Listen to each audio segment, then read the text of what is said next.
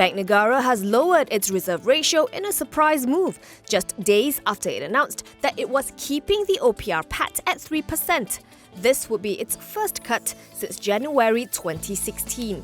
Effective November 16th, the central bank is reducing the statutory reserve requirement ratio from 3.5% to 3%. Essentially, it is lowering the portion of reserves that commercial banks must hold on to instead of lending out to customers. Bank Negara says the move is aimed at maintaining sufficient liquidity in the domestic financial system, supporting the efficient functioning of the domestic financial markets, and facilitating effective liquidity management by banking institutions. It adds that the reserve ratio is an instrument to manage liquidity and is not a signal on the stance of monetary policy.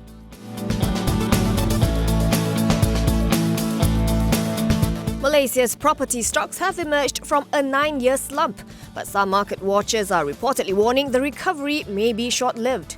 Bloomberg highlighted in a report today that the Bursa Malaysia Property Index has climbed 2.8% this month, rebounding from 4 months of losses. This, it pointed out, was thanks to Putrajaya's move to lower the price threshold for foreign property ownership in a bid to help clear unsold residential units.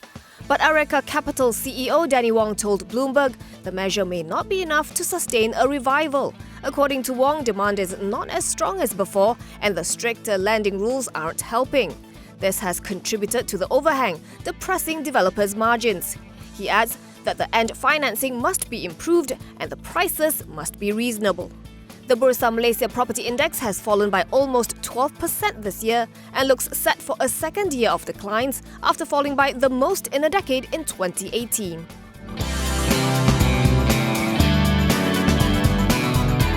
The KL High Court has thrown out a counterclaim by 5 former FGV Holdings directors against the plantation conglomerate and 10 others. The counterclaim was filed by Tan Sri Ismi Ismail, Tan Sri Wan Abdul Aziz Wan Abdullah, Tan Sri Sulaiman Mahbub, Datuk Nozira Bahari and Datuk Fazlur Rahman Ibrahim.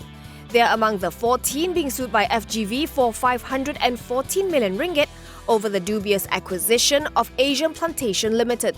The company alleged it suffered losses due to their failure to discharge their respective fiduciary duty, among others. But the 5 fired back, claiming the present FGV board initiated the suit to make the previous board the scapegoat. The court, however, ruled that the counterclaim was baseless. It ordered the 5 to pay total costs of 8,000 ringgit and to file their amended defence by November 29th. It also ordered FGV to file their reply by December 13th and fixed January 13th, 2020 as the next case management. Chin Hin Group's subsidiaries are selling 76.45 million ringgit worth of real estate assets to major shareholders to raise funds. The proceeds from the sale will be used to settle the group's borrowings and working capital. In a statement to Bursa Malaysia, Chin Hin said its subsidiaries are selling the assets to companies owned by major shareholders Chow Hao Chun, Datuk Sri Chow Beng Tek and Datin Sri Wong Mi Leng. Wong is Beng Tek's spouse and Hao Chun's mother. In the statement, Chin Hin said that the sale would enable the group to focus its resources on its core businesses as it reduces the time needed to monitor the properties. Chin Hin's wholly owned subsidiary Mitex Steel is selling its 100% stake in Ace Logistics to PP Chin Hin Realty for 20.8 million ringgit.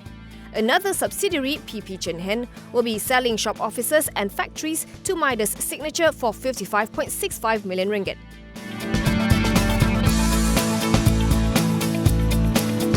Tile maker Sisera Group's external auditors say the group's accompanying statements give a true and fair view of the financial position of the company as at June 30th, 2019. The auditor, Messrs. Afrizan Tarmili Khairul Azhar, says Sisera had on April 18th, 2019, announced that it had triggered the prescribed criteria under paragraph 2.1f of PN 17 as a default in the payment of loans or credit facilities, and the company is unable to provide a solvency declaration. The auditor adds that these conditions, along with others, indicate the existence of a material uncertainty that may cast significant doubt on the group's ability to continue as a going concern. In drawing particular attention to Sisera's loss of 191.78 million ringgit for FY19, the auditors say the group's current liabilities exceeded its current assets by 101.8 million ringgit.